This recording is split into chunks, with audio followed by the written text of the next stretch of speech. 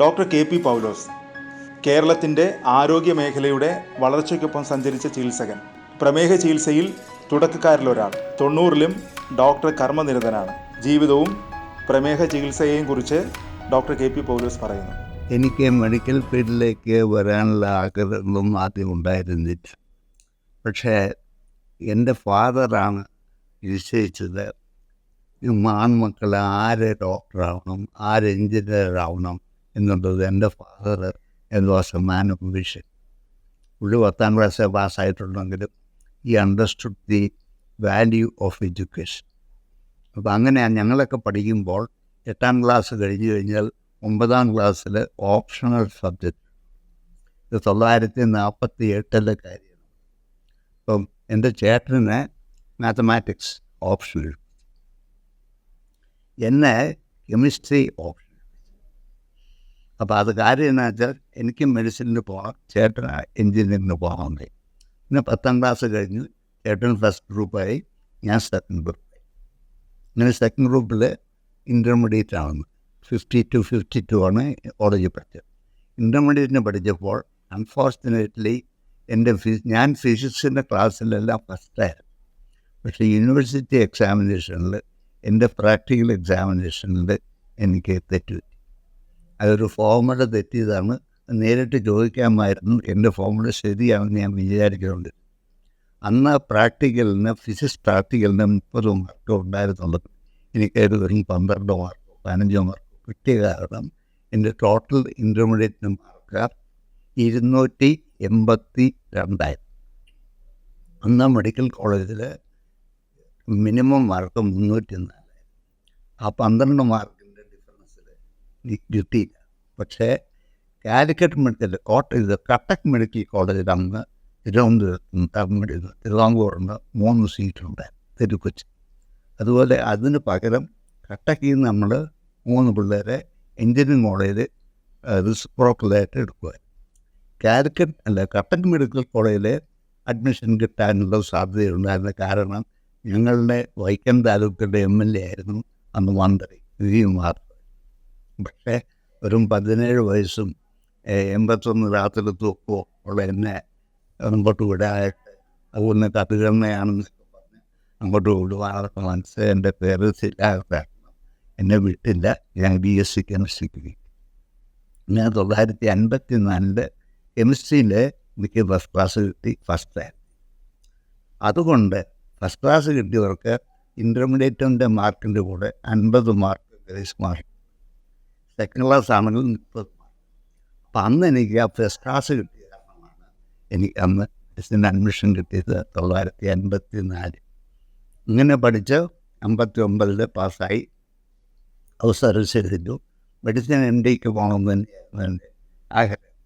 പക്ഷേ ഇവിടെ എല്ലാം, നാട്ടിലല്ല, അമേരിക്കയിലേക്ക് ഒന്ന് പോയാൽ കൊള്ളണമെന്നുണ്ടായിരുന്നു. ഏതായാലും ഞാൻ ഡൽഹിയിൽ ഓളിൻ ചെയ്യാൻ ഇർവിൻ ഹോസ്പിറ്റൽ നിന്നായിരുന്നു, അവിടെ MD. അപ്പം അന്ന് ഈ MDക്ക് പോകാനായിട്ട് ഒരു ബോണ്ടൊക്കെ കൊടുത്ത്, ഈ മന്ത്രിമാരുടെ കാലി പിടിക്കുന്ന കാര്യമില്ല, ഇതിൻ്റെ ഹെൽത്ത് സെക്രട്ടറിയെ കണ്ട് നേരെ ഓർഡർ ഇട്ട് ഞാൻ. പക്ഷെ അവിടെ എൻ്റെ ബോസ് ഒരുപാട് ഹരാസ് ചെയ്തു. അതെനിക്ക് ഭക്ഷണം പിടിച്ചില്ല. കൂടാതെ ഹിന്ദി അറിയാൻ പാടില്ലാത്ത കാരണം എന്നെ ഹരാസ് ചെയ്ത് 2 മാസത്തിന് ശേഷം അത് ഇട്ടിട്ട് ഞാൻ പോകുന്നു. MD പഠിക്കുന്നില്ല എന്ന് വെച്ച്. പക്ഷേ ദൈവകൃത്യ ഞാൻ പോകുന്നതിന് മുമ്പ് മെഡിക്കൽ കോളേജിൽ ട്യൂട്ടറിൻ മെഡിസിനായിട്ട് ഇൻ്റർവ്യൂ കഴിഞ്ഞിട്ടാണ് പോയത്. അത് കാരണം തിരിച്ചു വന്നപ്പോൾ എൻ്റെ റാങ്ക് പൊങ്ങി പോകുന്ന കാരണം എനിക്കന്ന് മെഡിസിൻ ട്യൂട്ടറായിട്ട് 1961 നവംബർ 13-ാം തീയതി ഞാൻ ട്യൂട്ടറായിട്ട്. അന്ന് വരെ മെഡിസിന് MDക്ക് 2 സീറ്റാണ് തിരുവനന്തപുരം മെഡിക്കൽ കോളേജ് ഉണ്ടായിരുന്നു. പക്ഷേ 1962 തൊട്ട് 8 സീറ്റ്. അത് കാരണം എനിക്ക് തിരുവനന്തപുരത്ത് മെഡിസിൻ്റെ MDക്ക് അഡ്മിഷൻ കിട്ടി. 64 മെഡിസിൻ പാസ്സായി, ട്യൂട്ടറായി. ഇവിടെ വർക്ക് ചെയ്തുകൊണ്ടിരിക്കുമ്പോൾ പുറത്ത് പോകണമെന്നൊരു ആഗ്രഹം. കാര്യമൊന്നുമല്ല, കുറച്ച് പൈസ ഉണ്ടാകും, കാശില്ല. ആ പൈസ ഉണ്ടാക്കാൻ വേണ്ടി നമ്മൾ നോക്കിയപ്പോൾ പുറത്ത് നമ്മൾ ഇവിടെ ബിരുദാനന്തര ബിരുദമുള്ള സബ്ജക്റ്റിനൊന്നും ഡെപ്യൂട്ടേഷൻ കിട്ടുന്നില്ല. അത് കാരണം ഇവിടെ ഇല്ലാത്തൊരു സബ്ജക്റ്റ് സെലക്ട് ചെയ്യാനായിട്ടാണ് ന്യൂക്ലിയർ മെഡിസിനിലെ നമുക്കിവിടെ പോസ്റ്റ് ഗ്രാജുവേറ്റ് ഇല്ലാത്ത കാരണം അത് പഠിക്കാൻ പോയി കഴിഞ്ഞാൽ നമുക്ക് ഡെപ്യൂട്ടേഷൻ കൂടാതെ ട്രാവൽ ഫെയറും കിട്ടുമെന്ന്. അങ്ങനെയാണ് ന്യൂക്ലിയർ മെഡിസിൻ. അങ്ങനെ അത് ജോൺസ് ഹോപ്കിൻസ് നമ്പർ 1 യൂണിവേഴ്സിറ്റി, അമേരിക്കയിലെ 4 യൂണിവേഴ്സിറ്റിയിലൊന്നായിരുന്നു ജോൺസ് ഹോപ്കിൻസ്, യെയില്, സ്റ്റാൻഫോർഡ്, ഹാർവാർഡ്. ഇതാണ് വലിയ യൂണിവേഴ്സിറ്റി. ഇങ്ങനെ ജോൺസ് ഹോപ്കിൻസിന് കിട്ടി. അവിടുത്തെ 3 കൊല്ലം വർക്ക് ചെയ്തു, തിരിച്ചു വന്നു.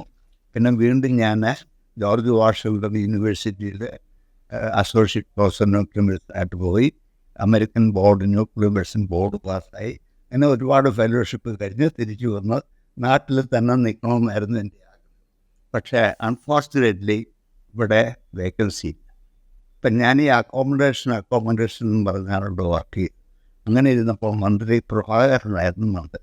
ഇങ്ങനെ ഈ അക്കോമഡേഷൻ എല്ലാം ക്യാൻസൽ ചെയ്ത് കാരണം എൻ്റെ മനസ്സോടെയാണ് ഞാൻ കോട്ടയത്തേക്ക് പോയത്. 1979 കോട്ടയം മെഡിക്കൽ കോളേജിലേക്ക് ഞാൻ പോയി.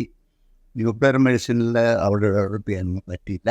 പക്ഷേ Kottayam was the happiest years in my life, in my and for my family. 12 വർഷം അവിടെ ജോലി ചെയ്തു. 90 അവിടെ നിന്ന് റിട്ടയർ ചെയ്തു. ഇപ്പം ഞാൻ ഈ ന്യൂക്ലിയർ മെഡിസിനിൽ തൈറോയിഡിൻ്റെ ഭയങ്കരമായിട്ട് ആപ്ലിക്കേഷൻ, തൈറോയിഡിൻ്റെ ട്രീറ്റ്മെൻറ്റ്, അതൊക്കെ ഇവിടെ തുടങ്ങിയത് ഞാനാണ്. അത് കാരണമാണ് thyroid is A part of എൻ്റെ ഡയബറ്റീസും ഈസ് എ പാർട്ട് ഓഫ് എൻ്റെ. പിന്നെ എനിക്ക് ഡയബറ്റീസിൽ ഇൻട്രസ്റ്റ് ഉണ്ട്. കാരണം 90 തിരുവനന്തപുരത്തേക്ക് വന്ന SUT മെഡിക്കൽ കോളേജ്, SUT ആശുപത്രിയിൽ ഞാൻ ഒരു എൻഡോക്രോളജി ഡിപ്പാർട്ട്മെൻറ്റ് തുടങ്ങി. ഡയബറ്റിക് ക്ലിനിക്കും തൈറോയിഡ് ക്ലിനിക്കും ഞാൻ സ്റ്റാർട്ട് ചെയ്തു. അങ്ങനെയാണ് ഡയബറ്റിക് ക്ലിനിക്ക് ഇവിടെ സ്റ്റാർട്ട് ചെയ്യാൻ കാരണം. അങ്ങനെ ഞങ്ങൾ ഡാറ്റ കളക്ട് ചെയ്തിപ്പം ഞാൻ പറഞ്ഞത് 23,000 പേരോളം 35 വർഷമായിട്ട് ഞാൻ ട്രീറ്റ് ചെയ്തിട്ടുണ്ട്. അതിൽ എടുത്തു പറയാവുന്ന 50 വർഷക്കാലം ഡയബറ്റീസ് ഉണ്ടാകുന്ന പേഷ്യൻ്റ് ഇപ്പം എനിക്കാവും. ഇന്ന് ഒരു പേഷ്യൻ്റ് വന്നിരുന്നു, പന്തളം വിജയൻ എന്നാണ് പേര്. ഇങ്ങനത്തെ 50 വർഷമായി ഡയബറ്റീസ് സോൾവ് ചെയ്ത് 10-12 വർഷമായിട്ട് അത് ഇൻസുലിൻ എടുക്കുന്നുണ്ടെങ്കിലും വലിയ കുഴപ്പമൊന്നുമില്ലാതെ അങ്ങനെ ഞാൻ ഡയബറ്റോളജി ഇപ്പം തൈറോയിഡും എൻ്റെ സംഭവം. എനിക്ക് DM ഇല്ല, അന്ന് DM ഉണ്ടായിരുന്നില്ല. അത് കാരണം നമ്മളൊന്നും ഒരു ശരിക്കുള്ളൊരു എൻഡോക്രിനോളജിസ്റ്റായിട്ട് അതൊക്കെ എടുക്കുന്നില്ലായിരിക്കും. സൂഡോ എൻഡോക്രിനോളജിസ്റ്റ് പറയാം. പക്ഷെ എന്നാലും എൻഡോക്രിനോളജിസ്റ്റ് ഹോസ്പിറ്റലിൽ ഞാനാണ് കാണുന്നത്. അപ്പം ഇതെല്ലാം ഒരു സെറൻഡിപ്പിറ്റി. നമ്മൾ വിചാരിക്കുന്ന പോലെ ആക്സിഡൻ്റലായിട്ടാണ് ഇതൊക്കെ പോയത്. വാസ്തവത്തിൽ ഞാൻ ഈ ന്യൂക്ലിയർ മെഡിസിൻ കഴിഞ്ഞ് അപ്പോൾ ഇവിടെ എനിക്കത് അപ്ലൈ ചെയ്യാൻ പറ്റില്ലെന്നും മാനസികമായിട്ട് ഒരുപാട് വിഷം, ഹോട്ടലിലേക്ക് പോകേണ്ടിയോ എന്നുള്ളത്. പക്ഷേ പോയതിന് ഞാൻ പരിചരിക്കുന്നില്ല. കൂടുതൽ പഠിക്കാൻ പറ്റി. അത് കാരണം അങ്ങനെ ഇരിക്കുകയാണ്. അതിൻ്റെ കൂടെ ഒരുപാട് പേപ്പേഴ്സ് ഞാൻ പബ്ലിഷ് ചെയ്തിട്ടുണ്ട്. നാഷണൽ ന്യൂക്ലിയർ മെഡിസിൻ സൊസൈറ്റിയുടെ പ്രസിഡൻ്റായിരുന്നു ഓൾ ഇന്ത്യ. പിന്നെ API അസോസിയേഷൻ ഓഫ് ഫിസിഷ്യൻസിൻ്റെ സെക്രട്ടറി, പ്രസിഡന്റ്, പേട്രൺ കേരള ചാപ്റ്ററിനായിരുന്നു. ഇവിടുത്തെ ഫിസിഷ്യൻസ് ക്ലബിൻ്റെ പ്രസിഡൻ്റായിരുന്നു, പേട്രനാണ്. ഇപ്പോഴും അതിൻ്റെ ആക്ടിവിറ്റീസ് പോകുന്നു. 1910 വരെ ഇൻ്റർനാഷണൽ എല്ലാ മീറ്റിങ്ങിനും പല സ്ഥലത്തും പോകുമായിരുന്നു. പക്ഷേ 2010 ശേഷം ഞാൻ ഇന്ത്യയിൽ നിന്ന് വെളിയിൽ പോയിട്ടില്ല. 2020 ശേഷം കേരളത്തിൽ നിന്ന് വെളിയിൽ പോയിട്ടില്ല. കാരണം ഇപ്പം ശാരീരികമായിട്ട് ഇതെല്ലാം പ്രയാസങ്ങളുണ്ട്. അത് കാരണമാണ് ഞാനിപ്പോൾ അതിന് പോകാത്തത്. എന്നാലും ഇപ്പോഴും ഇവിടെ എല്ലാ മീറ്റിങ്ങുകളിലും പങ്കെടുക്കുന്നുണ്ട്, വായിക്കുന്നുണ്ട്. ഇവിടെ പോസ്റ്റ് ഗ്രാജുവേറ്റ് സ്റ്റുഡൻസ് SUTയിലുള്ള കാരണം അവരെ പഠിപ്പിക്കുന്നുണ്ട്, അവരുടെ സംശയങ്ങൾ ദൂരീകരിക്കുന്നുണ്ട്. അത് കാരണം നമ്മളിപ്പോൾ വായിച്ചിരുന്നില്ലെങ്കിൽ ആരും നമ്മളിത് കൺസിഡർ ചെയ്യില്ല. വായന ഇപ്പോൾ അതുപോലെ തന്നെ തോട്ടം പ്രാക്ടീസ് ചെയ്യണമെങ്കിൽ വായിച്ചില്ലെങ്കിൽ നിങ്ങളെ ആരും തിരിഞ്ഞു നോക്കൂ. ഒരു പ്രൈവറ്റ് ആശുപത്രിയിലിരിക്കുമ്പോൾ ഇപ്പോഴും പ്രായമുള്ളവർ അവരെ രോഗികൾ വരുന്നുണ്ടെങ്കിൽ അതിൻ്റെ അർത്ഥം നിങ്ങൾക്ക് സമാന്തരമായ ആൾക്കാരെ പോലെ ചെറുപ്പക്കാരെ പോലെ നോളജ് ഉണ്ടായിരിക്കും. അല്ലെങ്കിൽ എല്ലാവരും തീർത്ത് വരണം. അപ്പം ഞാൻ ഇപ്പോഴും വായിച്ചുകൊണ്ടിരിക്കുകയാണ്. ഇപ്പോഴും വീട്ടിലുണ്ട്. അത് കാരണം I am very happy to work. ഏതായാലും ഞാൻ 90 അടുക്കാൻ പോവാണ്. അത് കഴിഞ്ഞ് ഉദ്ദേശിക്കുന്നില്ല. സർ, ഈ സാറ് ഡയബറ്റോളജിയിലേക്ക് വരുന്ന സമയത്ത് ഇപ്പോൾ കേരളത്തിന് വലിയ പ്രമേഹ രോഗികളുടെ പെരുപ്പമാണ്, അമ്പരപ്പിക്കുന്നത്. കുട്ടികൾ മുതൽ മുതിർന്നവർ വരെ പ്രമേഹ രോഗത്തിൻ്റെ പിടിയിലാണ്. സാർ ഈ ഡയബറ്റോളജിയിലേക്ക് വരുമ്പോൾ കേരളത്തിൻ്റെ ആ രോഗാവസ്ഥ എങ്ങനെയാണ്? ഞാൻ കേരളത്തിൽ ഈ ഡയബറ്റീസ് ഒരു രോഗത്തെ പറ്റി അത്ര കാര്യഗൗരവമായിട്ട് ആരംഭിച്ചത്. അതാണ് പ്രധാന കാരണം. അതൊരു വലിയവൻ്റെ സൂക്കേടാണ്, ഓർഡിനറി സൂക്കേടല്ല, വലിയ വലിയ ആൾക്കാരുടെ സൂക്കേടാണ്.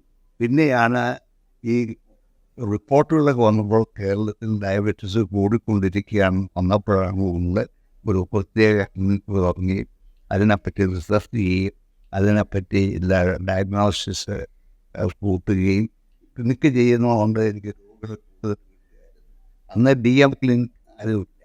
പക്ഷേ കുറേ കഴിയുമ്പോൾ DM വന്നതോടുകൂടി നമ്മുടെ രോഗികൾ കുറഞ്ഞിട്ടുണ്ട്. അതിന് മുമ്പ് എനിക്ക് വർഷം 750 പുതിയ രോഗികൾ ഞാൻ. പിന്നെ കുറേ കാലം കഴിയുമ്പോൾ നാച്ചുറലി ടൈപ്പ് 1 ഡയബറ്റീസ് കൊച്ചു പിള്ളേർക്ക് വരുന്നത് അതൊക്കെ സ്പെഷ്യലിസ്റ്റിൻ്റെ അടുത്തേക്ക് പോകണം, കൂട്ടും പറയാൻ പറ്റും. പക്ഷേ അങ്ങനെ കൂടി വരുമ്പോൾ നമ്മൾ പേഷ്യൻസും കൂടുന്നുണ്ട്, അവയർനെസ് കൂടിയിട്ടുണ്ട്. ഡയബറ്റിക് ഫാമിലിയിൽപ്പെട്ട ഒരാൾ അവർ വിവാഹം കഴിക്കുന്നതിന് മുമ്പ് അവരെ ടെസ്റ്റ് ചെയ്യുന്നുണ്ട്, മറ്റുള്ളവർ എന്തെങ്കിലും ക്ഷീണമുണ്ടെങ്കിൽ ടെസ്റ്റ് ചെയ്യുന്നുണ്ട്. ആൾക്കാർക്ക് അവയർനെസ്.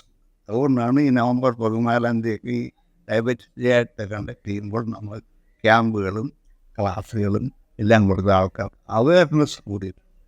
കേരളത്തിൽ തന്നെ എടുക്കുകയാണെങ്കിൽ നമ്മൾ ഡയബറ്റിക് 23% പുറമെ 18% പ്രീ ഡയബറ്റിസ് പൂർവ്വ പ്രമേഹ രോഗം. അവർക്കൊക്കെ കൊളസ്ട്രോള് ഒക്കെ ഉള്ളവരുണ്ട്. ഇവിടെ കൊളസ്ട്രോള് പ്രഷറൊക്കെ 40% ഒബേസിറ്റി 50%. ഒക്കെ ഒരു ശൈലീ രോഗമാണ്. അതാണ് ജീവിത ശൈലീ രോഗം, ലൈഫ് സ്റ്റൈൽ ഡിസീസ്. കുറക്കണതിന് ആണ് ഈ അവയർനെസ്. നമ്മൾ ഭക്ഷണ കാര്യത്തിലും വ്യായാമത്തിലും ഭക്ഷണം കുറച്ച് അത് വേണ്ട രീതിയിലുള്ള വ്യായാമം ചെയ്ത് കഴിഞ്ഞാൽ മരുന്നില്ലാതെ തന്നെ നമുക്ക് കുറേ കാലം ചെയ്യാം. തന്നെ മരുന്ന് കൊണ്ട് ഇല്ലാതെ ഭക്ഷണം നന്നായിട്ട് കുറച്ച് കഴിഞ്ഞാൽ പ്രത്യേകിച്ച് കൊണ്ടുപോകുന്ന ഒരാഴ്ചയിലേക്ക് 2000-2500 കലോറിയാണ് ആവശ്യം. നമ്മളതൊരു 1000 താഴെ ആവുകയാണെങ്കിൽ റിവേഴ്സ് ചെയ്യാൻ എന്നുവെച്ചാൽ മരുന്ന് കഴിക്കുന്നതിന് മരുന്ന് കഴിക്കാതിരിക്കാം. ഏർലി ഡയബറ്റീസ് ഇന്ത്യയിൽ തന്നെയാണെങ്കിൽ നമ്മുടെ ഇപ്പോഴത്തെ ഡയബറ്റീസ് 10 കോടി, 100 മില്യൺ, 10 കോടി ആൾക്കാർ. Every year 8 to 10 lakhs people die with diabetes due to complications. ഇതെല്ലാം നമ്മൾ പ്രിവെൻറ്റ് ചെയ്യണമെങ്കിൽ ഇപ്പം തന്നെ ഈ ഡയബറ്റീസ് ഡേയുടെ ക്യാപ്ഷൻ എല്ലാ കൊല്ലത്തിലൊരു ആഫ്റ്റർ വാക്സിൻ അല്ലെങ്കിൽ ഒരു ഡിസ്കഷൻ ഒരു തീം. ഇത്തവണത്തെ തീം പറയുന്നത് ഗ്ലോബൽ ഹെൽത്ത് എംപവർമെൻറ്റ്, ആഗോള ആരോഗ്യ ശാക്തീകരണമാണ്.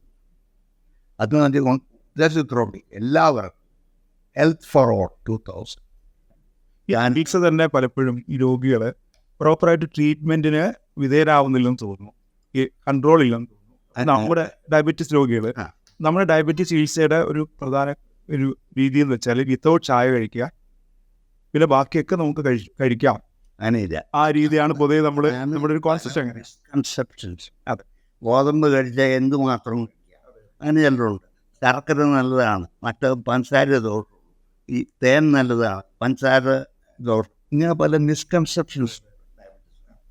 അതുപോലെ തന്നെ മരുന്നുകൾ കഴിക്കുകയാണെങ്കിൽ ചില മരുന്നുകൾ ഭക്ഷണത്തിന് മുമ്പ് തന്നെ കഴിക്കുന്നുണ്ട്, ഭക്ഷണം കഴിഞ്ഞിട്ടില്ല. ഇൻസുലിൻ അതുപോലെ തന്നെ ഭക്ഷണത്തിനോടനുബന്ധിച്ച് എടുക്കുന്ന ഇൻസുലിനുണ്ട്, ഭക്ഷണത്തിന് മുമ്പെടുക്കുന്ന ഇൻസുലിനുണ്ട്. ഇൻസുലിൻ തന്നെ എത്ര ജാതി, പല ജാതി ഇൻസുലിൻ.